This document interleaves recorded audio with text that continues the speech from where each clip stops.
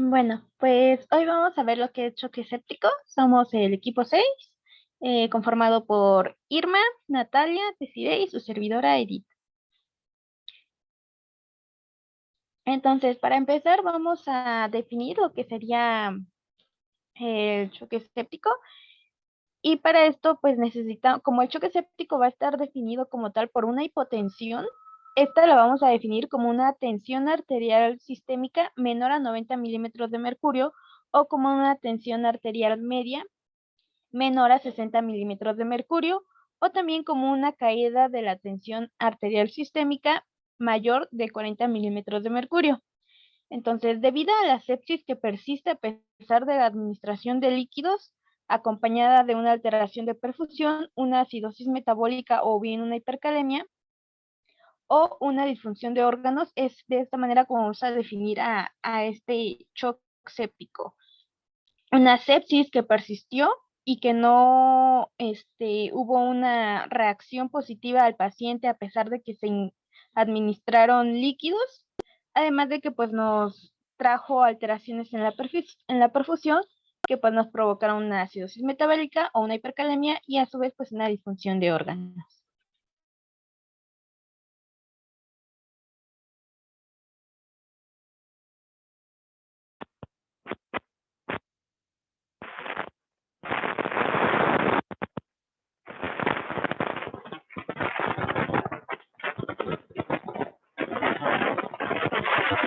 Ahora se escucha bien feo.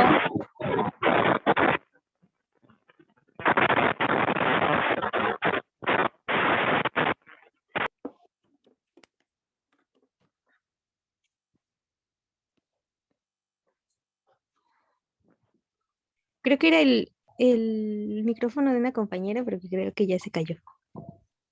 Sale, entonces sigamos. Sí, es que ella va a exponer, pero como que no se le entiende su micrófono. Ok, bueno, hasta ahorita espérenme. Entonces, vamos con la definición de choque séptico. Como bien se lo acaban de explicar, el choque séptico, pues, ¿qué es? Es una sepsis severa a la cual ya le administraste una adecuada cantidad de líquidos y no hay una adecuada perfusión, es decir, no hay una TA media por arriba de 65, no hay una TA sistólica por arriba de 90, ¿sale? Sigue su paciente con datos de hipoperfusión, sigue su paciente con aumento de lactato y sigue su paciente acidótico. Entonces, cuando es una sepsis severa que no responde a líquidos y que tienes que usar aminas vasoactivas, a eso se conoce como choque séptico, ¿vale? Ya están. Sí, ya Ok. me escucho mejor. Ya, Irma. Okay. Bueno, ahora en cuanto a la epidemiología, pues en Estados Unidos aproximadamente el 2% de los pacientes hospitalizados anualmente van a sufrir de choque séptico y se estima que esto va a aumentar un 1.5% en cada año. Entonces vamos a tener que el 70% de estos pacientes van a ser derivados a unidad de terapia intensiva, lo que constituiría que el 10% de todos los pacientes en el hospital pues presentan un caso de choque séptico. Y pues a nivel mundial se estima que son más de 19 millones de casos por año, aunque se cree que esta no es la cantidad real, se calcula que aún hay más casos, pero que pues sí, un estimado serían estos 19 millones. Y en cuanto a riesgo, pues los pacientes con choque séptico incrementan su riesgo de mortalidad hasta un 55%.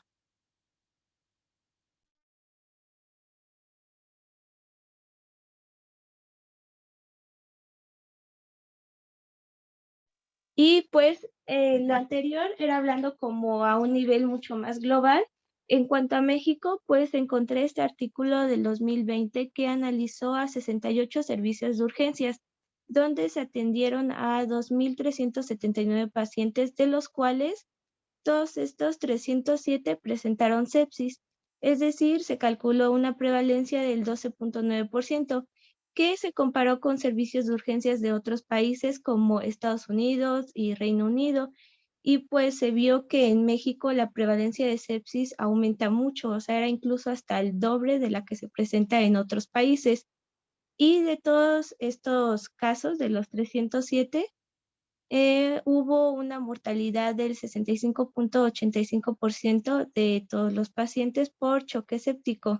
Entonces, pues el artículo mencionaba que esta suma es demasiado grande debido a algunas deficiencias que se encontraron, como la falta de los recursos, el acceso limitado a determinados, bueno, el acceso limitado en determinados horarios a ciertos estudios como cultivos, y que pues más adelante vamos a ver que van a ser importantes para el tratamiento. Y también la falta de procedimientos del triage, que lleva a una derivación pues tardía del paciente y ya con más riesgos.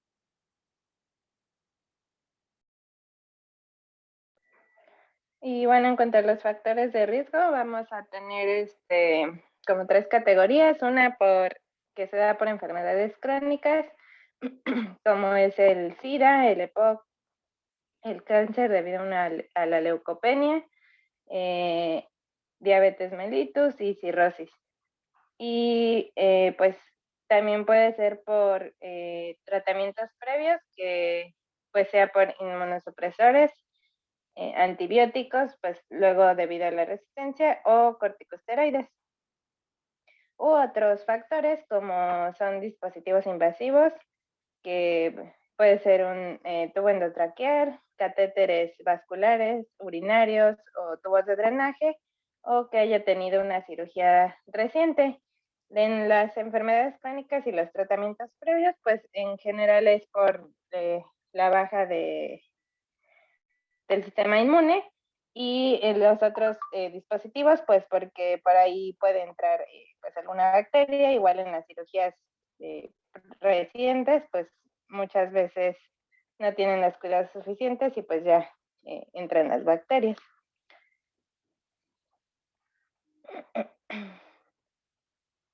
¿Qué sigue, por favor? Y para los factores pronósticos tenemos varias, pues varias cositas. Una puede ser la alta carga infecciosa. Esto pues va a depender si tiene buen factor o mal factor. Factores de virulencia propios de cada microorganismo, pues cómo responden estos microorganismos. La resistencia a antibióticos, que es lo que les comentaba. Los extremos de la vida, pues siempre tienen más probabilidades de este shock. Y también mencionaba que los hombres pues tienen más probabilidades.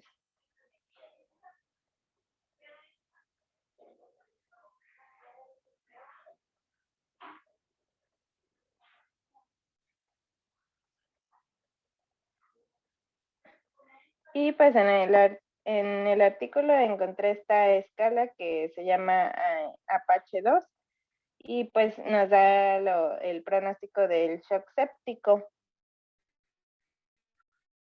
Pero toma varias variables en las que, bueno, no las voy a leer todas, pero por ejemplo toma la temperatura axilar y ya las califica de acuerdo si es un rango elevado o rango bajo. Por ejemplo, si tiene 41 grados, se le da 4 puntos. Lo normal, que sería 36, bueno, aquí lo pone 36 a 38.4, le pones 0, y ya, por ejemplo, si ya es muy baja, como 29.9, igual le pone 4 puntos. Entonces, cada variable, como presión arterial, frecuencia cardíaca, el pH arterial, sodio, potasio, sérico, pues bueno, se tienen que evaluar y se les va dando un puntaje. Y la que sigue, por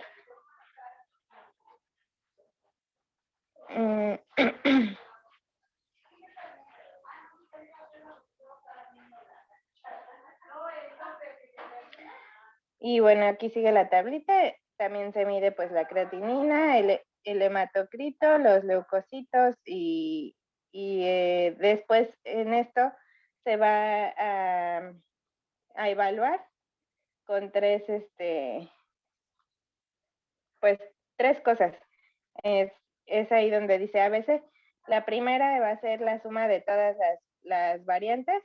Se van a contar todos los puntos que tuvo pues el paciente. Después se le va a dar una puntuación por edad. Por ejemplo, si ahí menciona que si tiene 44 años, pues se le va a dar 0 puntos.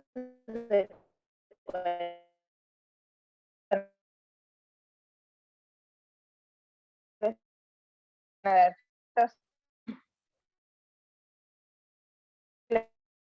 dar una enfermedad crónica, y ya menciona abajo las enfermedades que son pues enfermedades del hígado como cirrosis, también cardiovasculares, respiratorias como pues EPOC, enfermedad restrictiva, renales que pues estén hemodializados, y también los pacientes que están inmunocomprometidos. Y en la que sigue, por favor, ya se va a dar pues una calificación como tal. Ya se van a sumar todos estos puntos y pues la interpretación va a ser, por ejemplo, si tiene 0,4 puntos, pues la mortalidad va a ser del 4%. Si tiene de 10 a 14 va a ser del 15%, y pues así consecutivamente va a ir subiendo hasta que tenga más de 34 puntos, pues ya va a tener una 85% de probabilidad de muerte.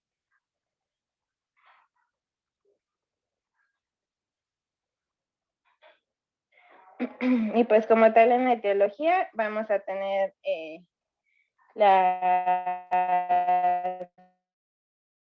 las causas más frecuentes de este shock van a ser bacterias gram positivo, en las cuales incluye el neumococo y el Staphylococcus aureus, pero también pueden ser algunas de gram negativo, como es E. coli, Klebsiella y pues Pseudomonas. Mencionaba también que los hongos podrían ser una causa, pero pues son menos frecuentes, y pues el más común era la cándida. Y pues los sitios de infección que más común pues van a ser como la vía que más se va a infectar, pues van a ser primero las respiratorias, como les mencionaba, del tubo endotraqueal y todo eso. Y en segundo lugar las genitourinarias, y pues en tercer lugar van a ser las abdominales, como podría ser vesícula y colon, a lo mejor una cirugía, o igual como les mencionaba, que el paciente esté inmunocomprometido.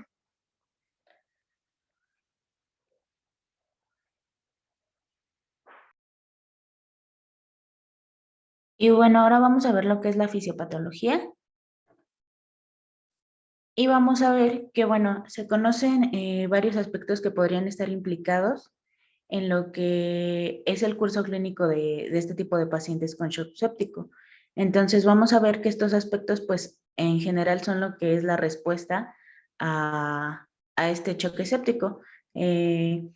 Primeramente vamos a tener lo que es la inmunidad innata, que ahorita vamos a ver cómo se presenta este cuadro. Las alteraciones de la coagulación que están inducidas por la sepsis, los mecanismos antiinflamatorios que vamos a tener y la inmunosupresión endógena, así como también la disfunción orgánica que nos va a llevar a la muerte, que digamos que es el paso final antes de que se agrave el cuadro. Y bueno, este conjunto de situaciones que van a ocurrir cuando nuestro cuerpo reacciona a este choque séptico son lo que nos van a llevar a la mayor cantidad de complicaciones. La que sigue, por favor. Y bueno, vamos a tener que se da por una sepsis. Todo empieza por lo que son los microorganismos que son detectados por lo que son las células que están activas en ese momento, que son los macrófagos y las células endoteliales. Entonces, estas van a tener ciertos receptores que van a captar esos productos microbianos. Y bueno, tienen receptores que son los TLR, esos son los que lo van a reconocer y van a formar un complejo, que es el complejo LPS. Perdón, no me equivoqué. Bueno, en caso de las bacterias gram positivas, eso es lo que va a ocurrir, que lo van a captar los TLR normalmente, y ya de ahí se van a producir las actividades inflamatorias.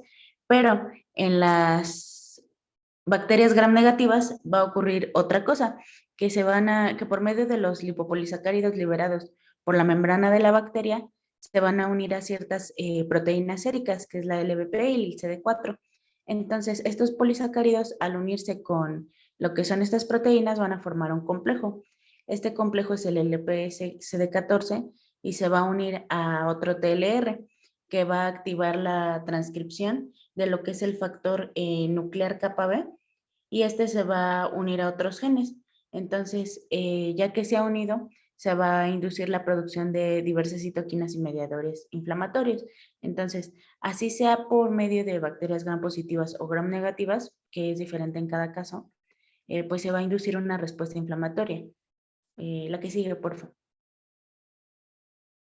Entonces, se van a producir esos mediadores proinflamatorios y en la fase temprana, pues el factor de necrosis tumoral, la interleucina 6 y la 1B.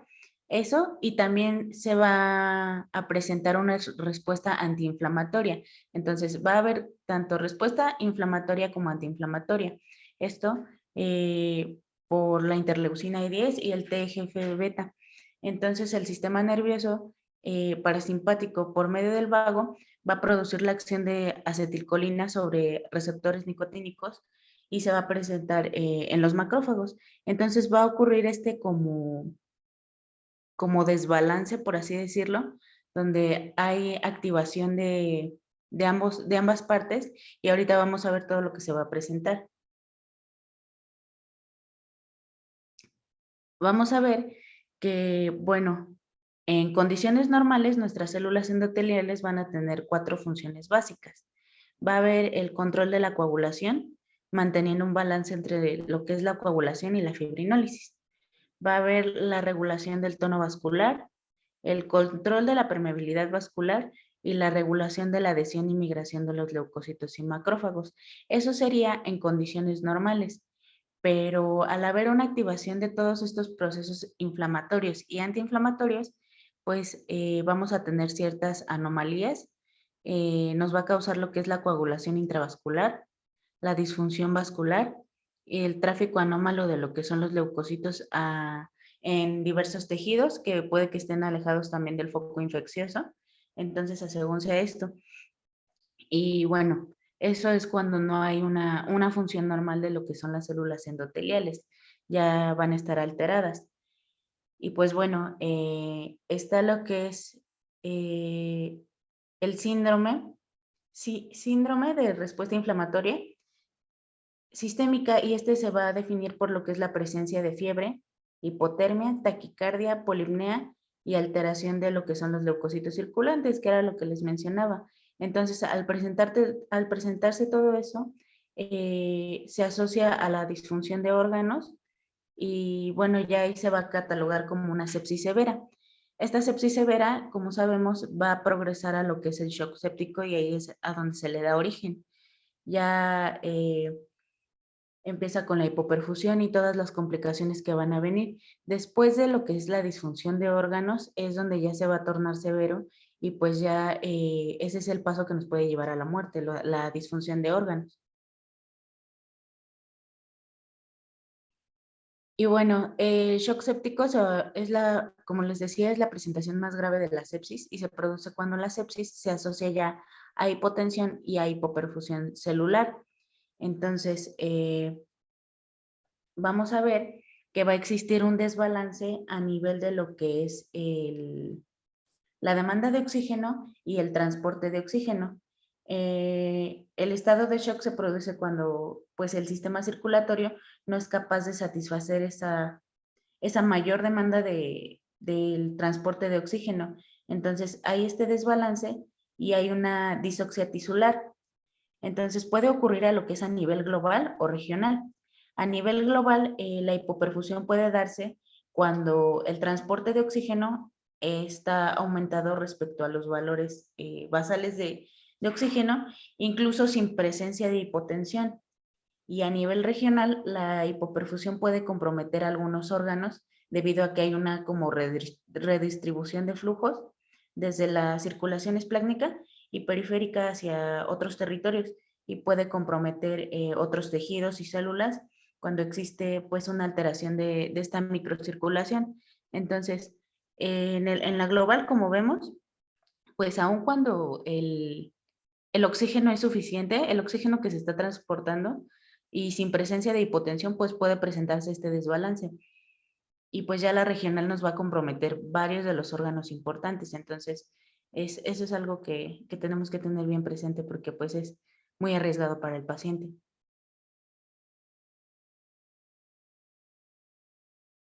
La que sigue, por favor.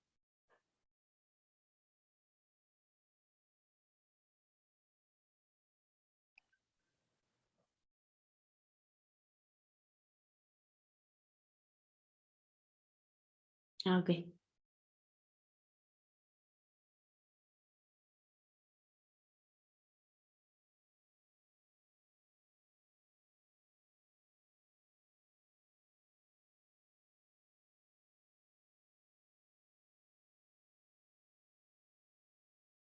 Entonces, vamos a tener que hay diversos mecanismos que contribuyen a lo que es la hipotensión y hipoperfusión, que son los dos más importantes que nos caracterizan el shock séptico. Va a estar la hipovolemia, la hiporreactividad vascular, la disfunción miocárdica y la disfunción microcirculatoria. La hipovolemia que les mencionaba se produce por la pérdida de fluidos hacia lo que es extravascular y también por una hipovolemia relativa, que esta nos va a resultar de lo que es la capacitancia venosa. Al tratar de equilibrar, pues va a perder eso. Entonces va a provocar una disminución del volumen circulante efectivo. Y también la hiporreactividad vascular que les mencionaba se va a producir por la sobreproducción de óxido nítrico. Entonces esto va a activar lo que son los canales de potasio, que son ATP dependientes, y va a tener un déficit en la síntesis de vasopresina, entonces por eso se va a originar. Y lo que es la disfunción miocárdica va a tener origen multifactorial, entonces puede ser por liberación de diversos productos inflamatorios, de los que ya les mencionaba, y pues estos van a tener capacidades cardiopresoras.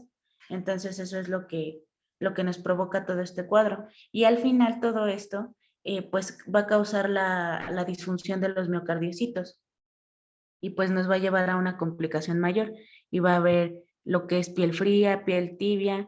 El aumento del lactato es algo que nos va a caracterizar bastante esto, pero bueno, esto es por causa de la hipoperfusión y eso ahorita se los van a mencionar en lo que es el diagnóstico y todo esto.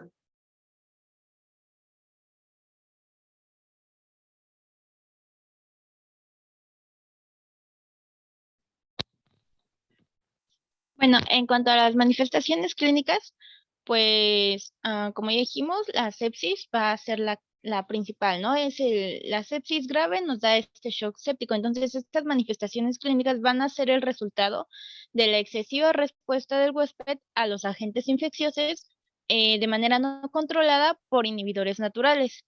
Entonces, puede haber una temperatura elevada, que ésta sea mayor a 38 grados centígrados, o bien puede estar disminuida menor a 36 grados centígrados.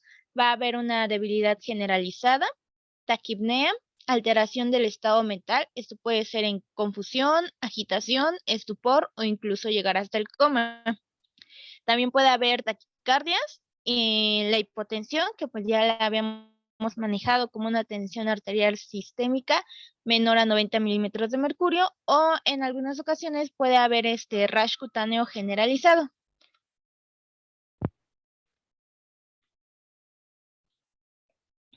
En cuanto al diagnóstico, permítanme tantito.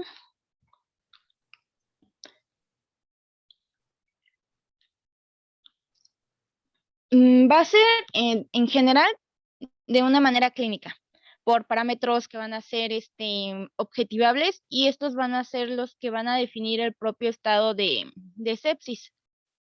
Y también por parámetros de perfusión. Vamos a tener a la tensión arterial media. En pacientes sépticos va a encontrarse menor a 60 milímetros de mercurio y pues nos va a resultar más fiable que la tensión arterial sistémica.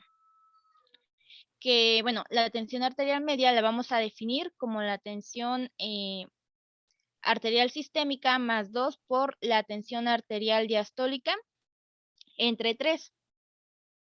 También vamos a tener como indicador al lactato, como lo mencionó Desi anteriormente.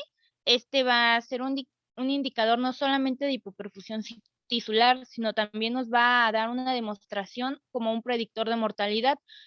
Sus valores en la sepsis van a estar por encima de los 2 milimoles sobre litro y su tendencia en aumento o bien puede ser una tendencia en disminuir. Cuando es en disminución es un mejor parámetro predictivo que un valor aislado. También vamos a tener a la saturación venosa de oxígeno. Este va a ser un indicador del balance entre el transporte y el consumo de oxígeno y va a depender de los valores de CO2, de hemoglobina y de la saturación de oxígeno. En los pacientes que ya están críticos, su valor va a superar el 70% o va a ser igual a esto. Vamos a tener dos escalas, la SOFA y QSOFA, que nos van a ayudar precisamente también con este diagnóstico. Aquí la escala SOFA nos ayuda a la disfunción orgánica y se va a cuantificar mediante esta escala que sus siglas son evaluación, bueno, es una evaluación secuencial de la insuficiencia orgánica para la sepsis. Esta escala es muy sensible y compleja, pues nos valora tanto parámetros clínicos como analíticos, por lo que pues no es de una aplicación inmediata, ¿no? Porque necesitamos resultados del laboratorio. Entonces, ¿qué nos va a evaluar esta escala? Nos va a dar 4 niveles. En el nivel 0, en la respiración, vamos a tener ya sea una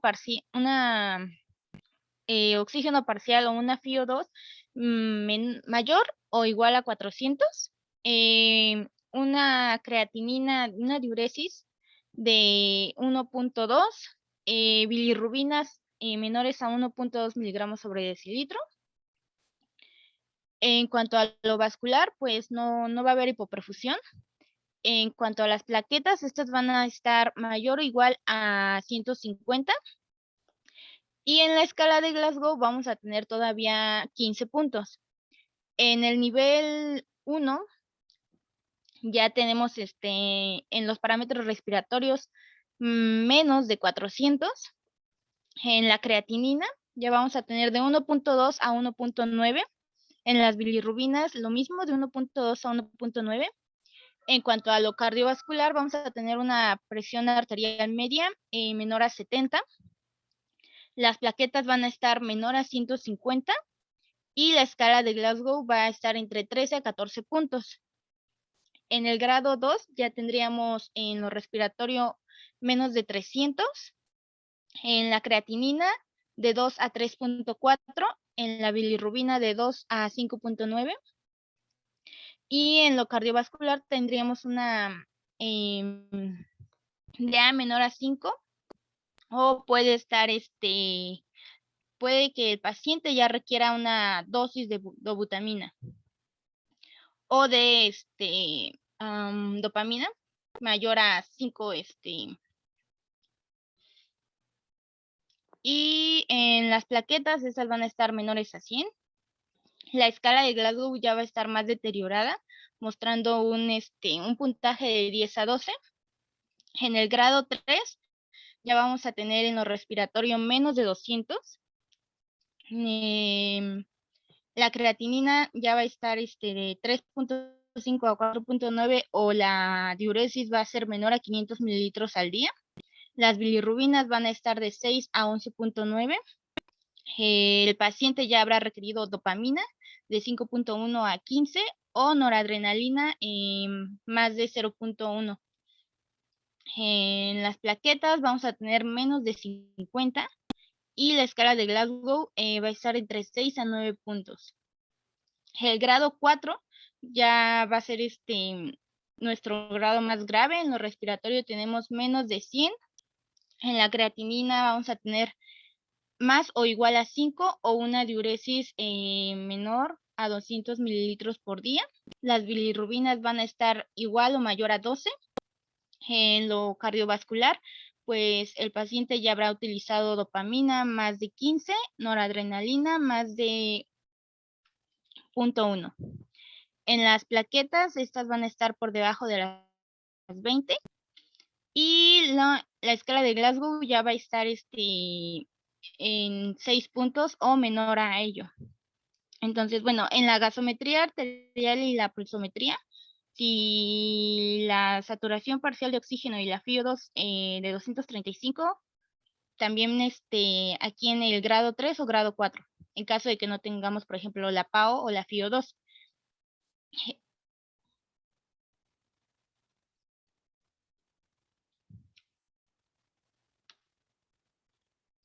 La escala QSOFA va a ser más breve, es más inmediata, esta es de uso inmediato y nos va a incluir 3 criterios clínicos.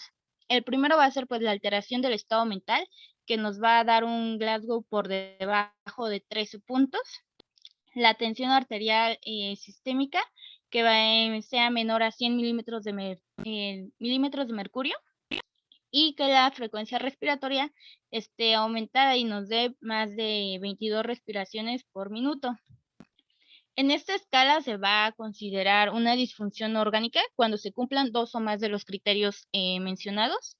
Y pues aquí es importante que en todo paciente que tenga infección se descarte disfunción orgánica y en todo paciente con disfunción orgánica se descarte una infección.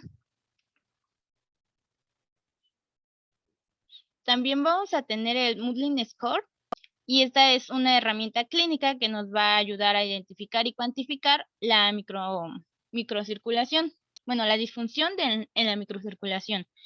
En el shock séptico, a medida que los pacientes van a estar más graves, el moteado se va a extender a áreas más amplias y va a estar también relacionado a una supervivencia a 14 días, así como a niveles séricos de lactato. Aquí esta escala abarca 5 grados, por decirlo así. En el grado 0, pues no se observa un moteado. En el 1, el tamaño del moteado es de una moneda y está en áreas en la rodilla. El grado 2 es una zona superior de la rótula de la rodilla donde vamos a encontrar el moteado. El grado 3 es un moteado que abarca hasta el muslo medio. En el 4 es un moteado que abarca hasta el pliegue de la ingle. Y el grado 5 es cuando ya es un moteado severo que se extiende a más allá de la ingle. Aquí pues vemos el grado 2, que el moteado está en la zona superior a la rótula. Y aquí en la segunda imagen es un grado 4, pues el moteado está hasta el pliegue de la ingle, como vemos, abarca mucho más. Y bueno, también vamos a tener esto fue todo de lo que fue el diagnóstico clínico, por decirlo así, lo que abarcaría de manera clínica la evaluación de nuestro paciente. Pero pues también vamos a tener pruebas complementarias, ¿no? En estas pruebas complementarias, pues podemos tener, aquí se me adelantó todos, no.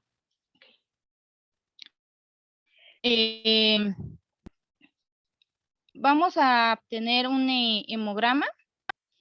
Habitualmente lo encontraremos en una leucocitosis con desviación hacia la izquierda o una leucopenia que nos va a indicar una mayor gravedad.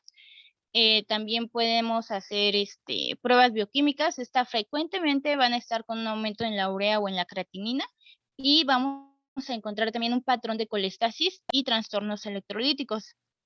La gasometría arterial, que pues inicialmente nos va a dar una alcalosis metabólica con un aumento de los niveles en el lactato. Si existe un síndrome de distrés respiratorio del adulto, vamos a encontrar una hipoxia severa. Además que, bueno, también tomar la gasometría nos ayudaría ya a evaluar lo que serían los parámetros de la escala de SOFA. Otros de estas pruebas complementarias pues serían las pruebas ecocardiogramas. Esto pues en caso de que sospechemos que haya una endocarditis, ecografía o TAC abdominal. También podemos realizar urocultivo o hemocultivo o cultivo de secreciones sospechosas. Podemos realizar también radiografías. Esta pueden ser de tórax, abdomen y senos paranasales para descartar que haya infección en estas zonas. También podemos realizar pruebas de coagulación. En estas vamos a encontrar trombopenia y posteriormente pues se desarrolla una coagulación intravascular diseminada. Podemos realizar también la punción lumbar cuando sospechamos que haya infección en el sistema nervioso central. Y bueno, los cultivos, que como les mencioné, podía ser urocultivo, hemocultivo o cultivo de secreciones sospechosas. En estos, pues vamos a buscar el agente etiológico, ¿no? Porque pues primero es sacar al paciente del shock, pero después hay que saber por qué es que entró en este estado. Entonces hay que buscar el agente que lo está causando para iniciar la antibiótico-terapia. Entonces debemos obtener mínimo 2 cultivos de sangre. Si crece el mismo microorganismo, se refuerza la posibilidad de que sea el agente etiológico, en el caso del hemocultivo.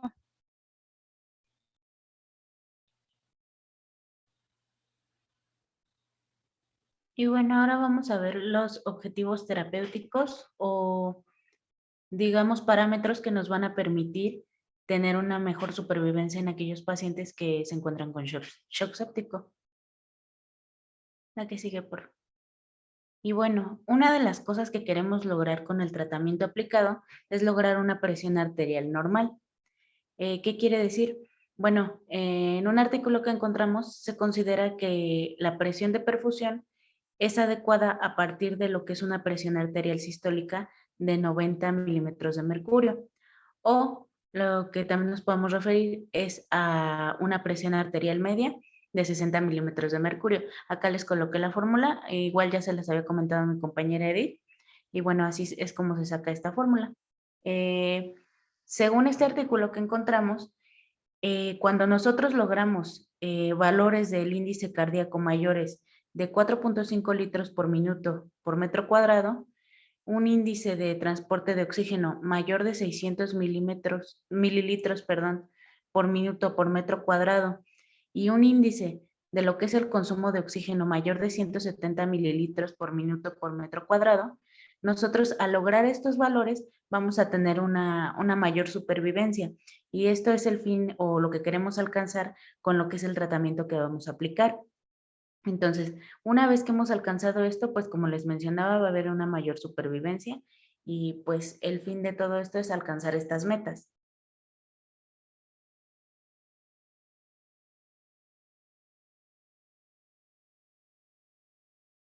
Bueno, y ahora ya vamos a pasar al tratamiento. Bueno, pues primero el tratamiento debe ser rápido por el alto riesgo de que se produzca una disfunción orgánica, como había mencionado mi compañera Desiree, y pues que esto nos lleva a la muerte. Entonces, primero, como en todos los choques, se va a iniciar con la reposición de líquidos intravenosos y se inicia con soluciones cristaloides 300 mililitros por kilogramo de peso, o también mencionaban soluciones coloides de 300 a 500 mililitros. Sin embargo, no están recomendadas las coloides, entonces las ideales son las soluciones cristaloides. Esto en un lapso de 30 minutos y de ahí se va a ir ajustando conforme vaya evolucionando el paciente.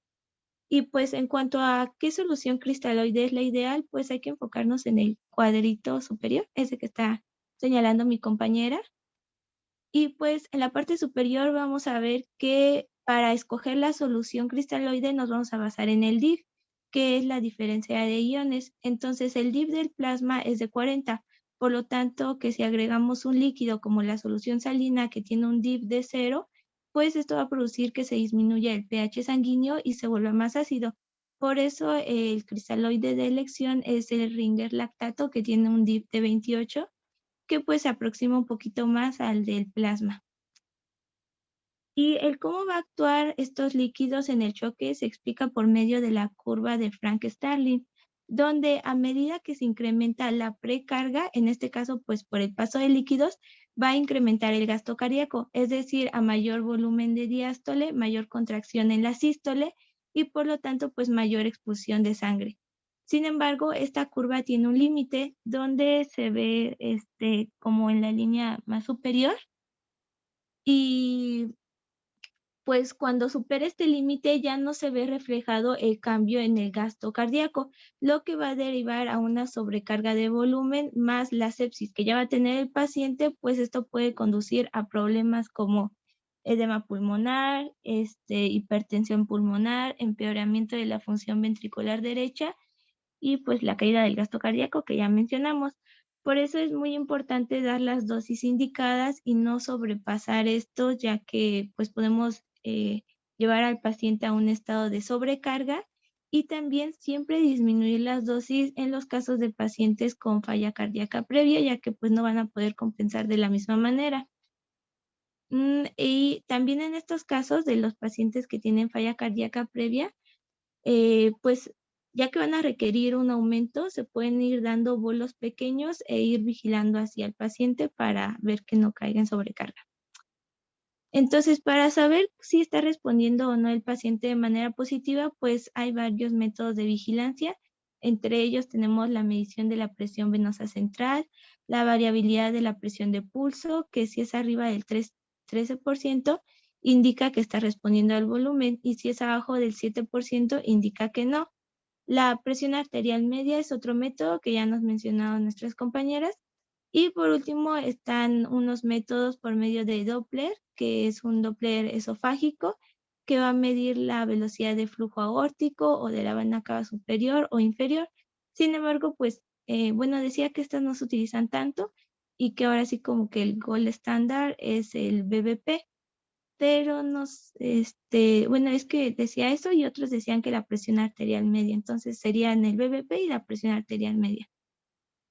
Y pues como metas de la reanimación vamos a tener una presión venosa central entre 8 a 12 milímetros de mercurio, una presión arterial media de más o igual a 65 milímetros de mercurio, un gasto urinario de 0.5 mililitros por kilogramo por hora, una saturación de oxígeno de sangre venosa de más del 70% y de la mezclada de más del 65%.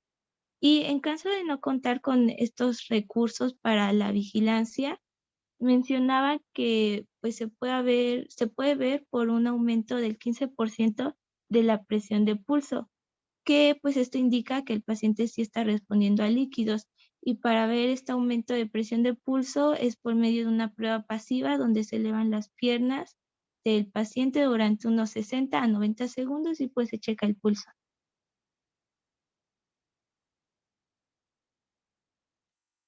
Y bueno, si es que sí se resolvió la hipoperfusión y no existe isquemia miocárdica o hipoxemia grave o hemorragia aguda, o el paciente está cianótico o con acidosis láctica, pues se recomienda la transfusión de concentrados eritrocitarios si es que hay una hemoglobina menor a 7 gramos sobre decilitro, con un objetivo de 7 a 9, ya una vez haciendo la transfusión.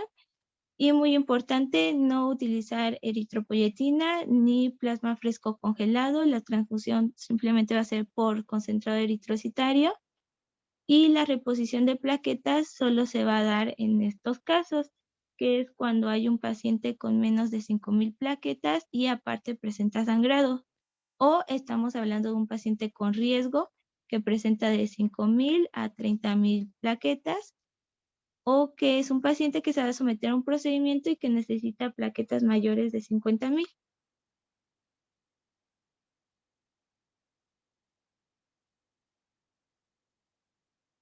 Y pues en caso de que no se logre la meta y siga la hipoperfusión, 6 horas después de la administración de líquidos, es cuando ya está indicado iniciar con vasopresores, y los de elección pues va a ser la norepinefrina o dopamina. Estos no hay que mantenerlos a dosis baja, en especial la dopamina, no hay que tener dosis baja para mantener la función renal, sino que aquí lo importante pues es que el paciente salga del choque. Mencionaba que si no funcionaban los de primera elección, se podía dar una dosis de vasopresina más norepinefrina, que constituiría un equivalente como dosis altas de norepinefrina. Y en el caso de la dobutamina, este se utiliza en pacientes con disfunción miocárdica, con bajo gasto cardíaco, o con signos de hipoperfusión. Y otro medicamento que se mencionaba era la epinefrina. También mencionaban algunos otros inotrópicos positivos como la milrirona, que también se utilizan solo en casos de disfunción miocárdica o signos de hipoperfusión.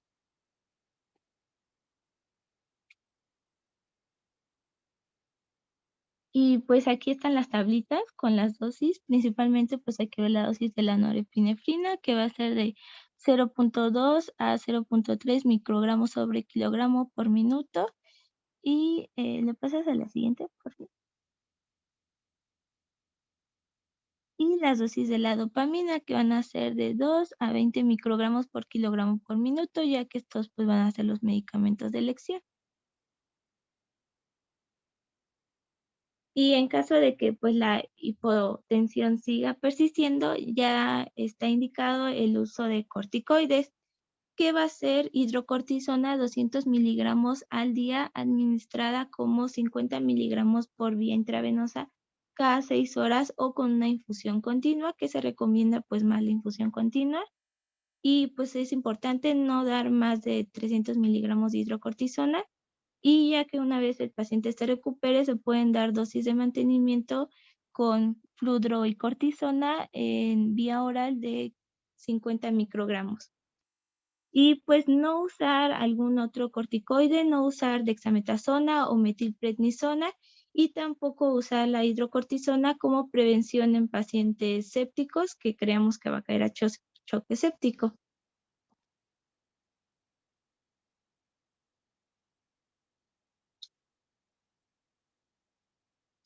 En cuanto al tratamiento antimicrobiano, pues este tiene que ser administrado de manera temprana, pero pues antes hay que considerar varias cosas, como que pues el paciente puede presentar un aclaramiento renal por la administración de líquidos. Esto va a aumentar el gasto cardíaco y va a aumentar el flujo renal, que pues nos va a llevar a un aumento de la depuración de la creatinina y también de la depuración de antibióticos. Entonces, pues evidentemente si damos medicamento va a haber una disminución del medicamento en el cuerpo. También, pues, el paciente puede presentar hipoalbuminemia, que en los medicamentos con alta fijación a la albúmina, pues la cantidad de antibióticos no unidas a proteínas se va a acumular en un tercer espacio, produciendo una disminución de la concentración sérica y tisular, un aumento del volumen de distribución, que esto afecta más a los antibióticos hidrofílicos y que pues igual va a llevar a una disminución del volumen en el cuerpo, y por último una disminución de la perfusión tisular. Entonces todas estas cosas a considerar son cosas que va a presentar el paciente en choque y que va a llevar a una disminución del antibiótico en el cuerpo. Entonces pues no se va a dar el efecto esperado. Por lo tanto, no se van a dar las dosis como estándar, sino que va a haber un aumento de las dosis para que pues haya un aumento de la distribución en el cuerpo y sí se dé el efecto. De tal manera que pues dependiendo del antibiótico tenemos que tomar en cuenta todos estos aspectos para alcanzar las concentraciones terapéuticas.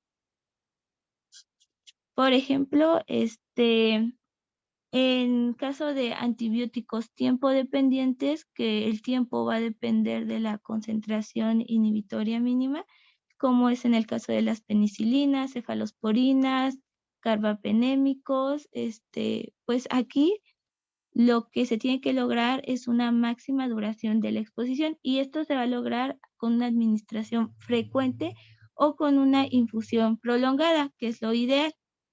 En el caso de los antibióticos, concentración dependiente máxima de la concentración mínima inhibitoria, pues se van a dar una administración de dosis altas con el fin de aumentar su concentración y optimizar la actividad bactericida, como es en el caso de aminoglucósidos, metronidazol o daptomicina. Y por último, en el caso de los antibióticos con concentración dependiente con tiempo dependencia, pues igual se tiene que lograr maximizar la cantidad de antibiótico en la sangre, lo cual se logra administrando dosis altas al día, como es en el caso de las fluoroquinolonas. Entonces, pues en conclusión, o se va a dar una infusión prolongada dependiendo del medicamento, o se van a dar unas dosis muy altas y se va a disminuir el tiempo de dosis, o se va a dar una dosis muy, muy alta, pero esa cada 24 horas. Y pues aquí está el algoritmo ya para, como tal del tratamiento antimicrobiano, y se tiene que dar primero pues el de manera empírica dentro de la primera hora, porque pues no vamos a tener todavía aquí los estudios de cultivo. Entonces, en pacientes no neutropénicos se recomienda una terapia combinada que pues va a producir una sinergia y no medicamentos de amplio espectro. Los medicamentos va a ser un beta-lactámico más un aminoglucósido. Luego se va a valorar de 3 a 5 días posteriores y pues ya se va a dar el tratamiento específico de acuerdo a lo que salga en el cultivo. Luego, después de eso, se va a valorar de 7 a 10 días posteriores y pues se va a ir ajustando el medicamento, se va a ver el control de la infección, se va a hacer otro cultivo y dependiendo de si sigue o no, se va a aumentar la dosis o se va a quitar. Otra terapia, aparte de la terapia combinada, se mencionaba la monoterapia de amplio espectro, que pues se van a dar aquí en vez del beta-lactámico medicamentos como el carbapinem, las cefalosporinas de tercera generación o cuarta generación, una carboxipenicilina de espectro extendido o una ureidopenicilina con inhibidores de la beta-lactamasa. Y en caso de que tengamos pacientes neutropénicos, pues aquí también los vamos a anexar con pacientes que también pueden presentar alto riesgo de candidiosis invasiva. Entonces, aquí en estos pacientes, aparte de la terapia, se va a aumentar algún otro medicamento como es el fluoroconazol o las quinocandinas. Y ya después pues se va a dar igual el cultivo y ya se va a dar el tratamiento específico dependiendo pues de lo que tenga el paciente. En el caso de los pacientes con hipersensibilidad a los beta-lactámicos, como tratamiento empírico se van a dar glucopéptidos como la vancomicina o las oxazolidonas.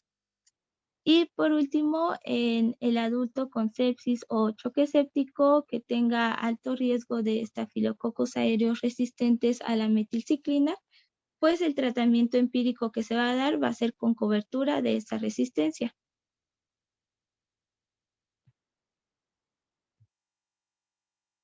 Ahora pasando al tratamiento de soporte, primero en caso de la ventilación se va a dar presión expiratoria positiva de 5 centímetros de agua y se va a ir ajustando de 2 a 3 centímetros hasta que se pueda mantener una oxigenación adecuada.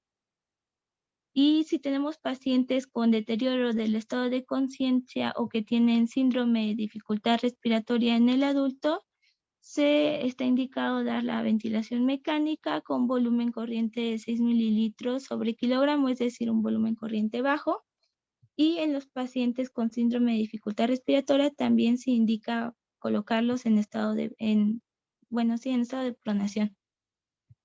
En cuanto al control de la glucemia, pues va a aumentar esta por el choque que va a presentar el paciente, se van a aumentar los niveles. Entonces, lo ideal es que se tengan niveles menos de 180 miligramos sobre decilitro. No hay que tener un régimen tan exigente en cuanto a la glucemia porque pues podemos hacer que el paciente caiga en el otro estado, que es un cuadro de hipoglucemia, que pues va a ser peor. Y si el paciente tiene más de estos 180 miligramos sobre decilitro, pues ya está indicado dar la insulina y después de la insulina se tiene que ver que haya un mantenimiento de 144 a 180 miligramos sobre decilitro. En caso de acidosis láctica no está indicado dar bicarbonato y solo está indicado dar bicarbonato en caso de acidosis metabólica severa con un pH menor de 7.2 o en casos de pacientes con insuficiencia renal y que tengan una depuración muy, muy baja. Y en todos los pacientes que presentan choque séptico se tiene que dar una profilaxis de trombosis Una profilaxis de trombosis venosa profunda, esta es con dosis baja de heparina no fraccionada 2 o 3 veces al día o heparina de bajo peso molecular una vez al día. Y en el caso de los pacientes que esté contraindicado dar esta heparina, se van a dar otras medidas como medidas de comprensión graduadas o mecanismos de compresión intermitentes.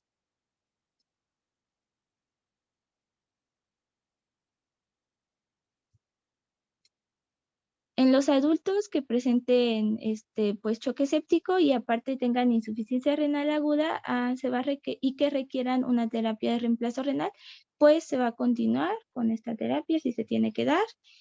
Y en el caso de la alimentación, esta tiene que ser de inicio temprano por vía enteral dentro de las 72 horas. Bueno, esto es lo ideal si el paciente sigue en condiciones de iniciar con esta nutrición.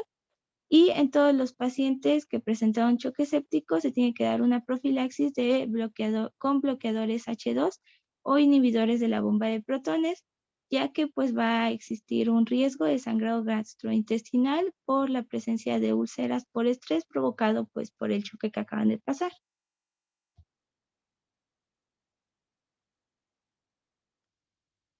Y eso en cuanto al tratamiento, y la vigilancia se tiene que dar mediante la depuración del lactato. También se tiene que dar viendo la saturación de oxígeno en sangre venosa, que esto se va a dar por medio de la aurícula derecha por un catéter venoso central, y que si sale menos del 70%, estamos hablando de un transporte inadecuado de oxígeno en los tejidos o que hay un aumento de la extracción a nivel celular de este oxígeno. Y si estamos hablando de que hay igual o más del 90%, es que hay una pobre utilización de este oxígeno y esto es un signo de alta mortalidad.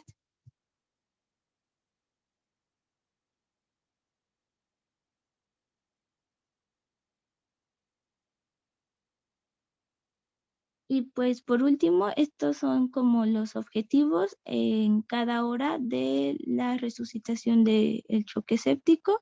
Y pues como objetivo de la primera hora, pues tenemos la resucitación con los cristaloides, y a las 3 primeras horas, pues antes de esto ya se tuvo que haber dado la antibicoterapia. Y bueno, eso ahora es como lo más importante que resalta. Y ya eso sería todo. No sé si quedó alguna duda. Muy bien, doctoras. Realmente resumieron excelentemente este tema. Este tema es muy grande. Como vieron, las guías de sobreviviendo a la sepsis son amplias, pero realmente rescataron todo. Choque séptico, como bien ya lo dijimos, es una sepsis que requiere manejo con vasopresores. Los principales vasopresores que utilizamos, como se los dijeron, fue noradrenalina. ¿Sale? ¿Qué hay que rescatar en esto? Que todo paciente que ingrese, que tenga sospecha de choque séptico o de sepsis, hay que hacer las escalas que les dijeron.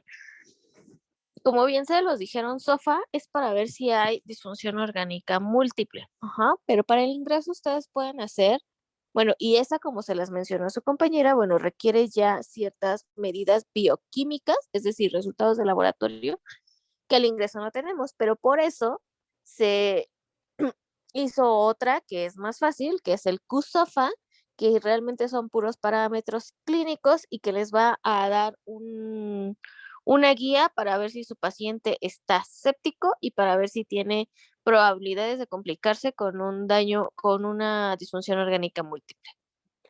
Las metas se las dijeron perfectamente. Dentro de las principales es tener una presión de perfusión o una TA media por arriba de 65 milímetros de mercurio, que su saturación esté por arriba de 60, que su gasto urinario esté por arriba de 0.5 o de 30 mililitros por hora,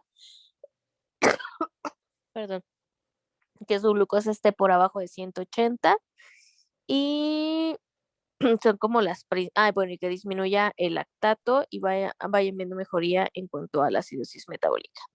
Importante, todo paciente que tenga sospecha de sepsis o de choque séptico hay que iniciar antibiótico. Las guías de sobreviviendo a la sepsis antiguas, 2012, 2016, Todavía decían que te tenías que esperar a que tuvieras un cultivo. Las nuevas guías dicen que no. En el momento en el que tú pienses que tu paciente tiene una sepsis o choque séptico, se inicia el tratamiento con antibiótico y como bien se los mencionó su compañera, este inicio debe ser dentro de la primera hora de tratamiento. ¿Qué más? A todo paciente hay que realizar cultivo, eso es definitivo, y ya cuando se tenga el resultado de cultivo con antibiograma, se da el antibiótico específico para el tipo de bicho que está causando esto, ¿sale? Importante, la nutrición. Muchas veces creemos que como nuestra paciente está grave, pues no le debemos dar de comer. A lo mejor no va a tolerar una vía oral como tal, porque a lo mejor lo tienen intubado, porque a lo mejor las condiciones no lo permiten, pero siempre van a tener una vía enteral o parenteral, es decir, dar la alimentación por medio de una sonda nasogástrica o dársela por medio de un catéter venoso central.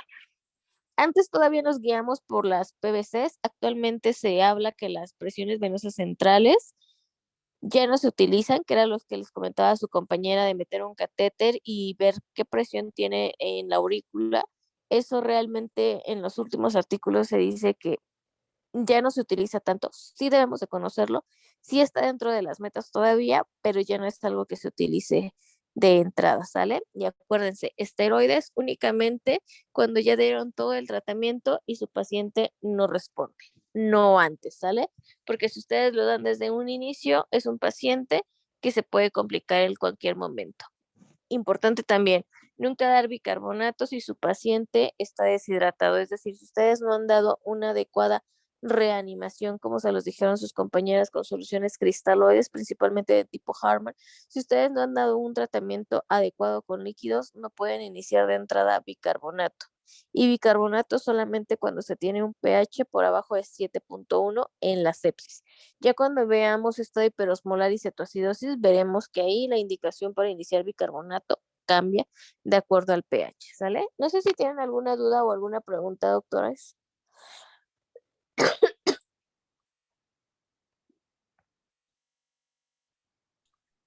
Creo que no, doctor. No, conste, ¿eh?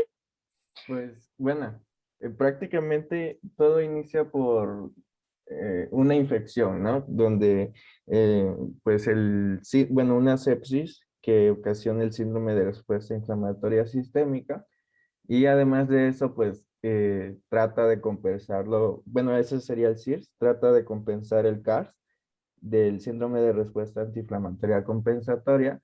Entonces, como hay tanto desequilibrio, tanto, bueno, por un lado inflamatorio y por otro lado antiinflamatorio, este, el sistema inmune queda, bueno, el organismo queda expuesto, pues, o susceptible a infecciones de cualquier tipo, ¿no? Y entonces ahí es cuando entra el choque séptico y pues todo lo que se comentó, ¿no? Hipotensión, hipoxia, y entonces inicia primeramente el tratamiento con catecolaminas, ¿no? Principalmente la norepinefrina, y ya si no responde a eso, la, lo que sería la hidrocortisona, ¿no? Así es, primero líquidos, después vasopresores, catecolaminas, como le dices, y por último, hidrocortisona. Muy bien, David. Sí, bueno, es que también había visto, bueno, leído que se da específicamente hidrocortisona porque es lo que más se asemeja al cortisol, ya que las demás pueden producir alteraciones, ¿no? Así es. Por eso los mencionaba su compañera, que no debían de dar otro tipo de esteroides. En otras enfermedades podemos dar otro tipo de esteroides y hacer la conversión para las equivalencias de los esteroides. En este caso, no. Únicamente se utiliza hidrocortisona, ¿vale? Ok, sí, gracias, doctor. A ti, David, muy bien, ¿qué leíste? ¿Alguien más tiene alguna otra pregunta o algún otro comentario?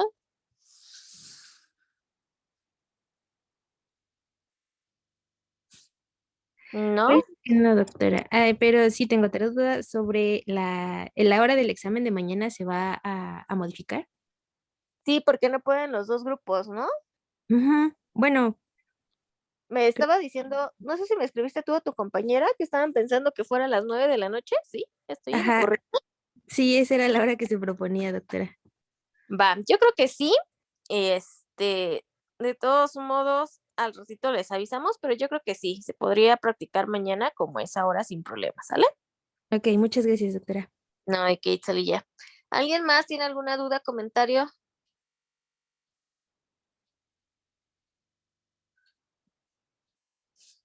No, bueno.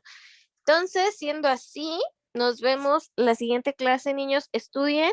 Ya van a ir a rotar el servicio de urgencias. Ahí van a aprender de todo. No nada más lo que nosotros les hemos estado enseñando, sino van a aprender muchas patologías. Y lo importante, cuando vayan, pregunten, acérquense a los residentes y a los internos. O ahí está el doctor Santiago para que ustedes empiecen a hacer también procedimientos. Sé que ha sido un año difícil y que muchos de ustedes pues ni siquiera a lo mejor saben cómo tomar un electrocardiograma y cómo interpretarlo. Entonces es su oportunidad para que lo empiecen a hacer y para que vayamos viendo cuáles son sus deficiencias. De verdad que Santiago es muy accesible y pues también están los residentes para que se peguen a ellos o los internos, ¿vale? Cualquier cosa estamos en contacto, niños. Nos vemos la siguiente semana. Y les confirmo lo del examen, ¿sale? Sí, doctora, gracias. Sí, Doctora. doctora, Gracias, gracias. doctora. Ahora pues nos vemos. Cuídense, bonito fin. Bye, bye, igual. Igualmente, gracias. Gracias, igual, doctora.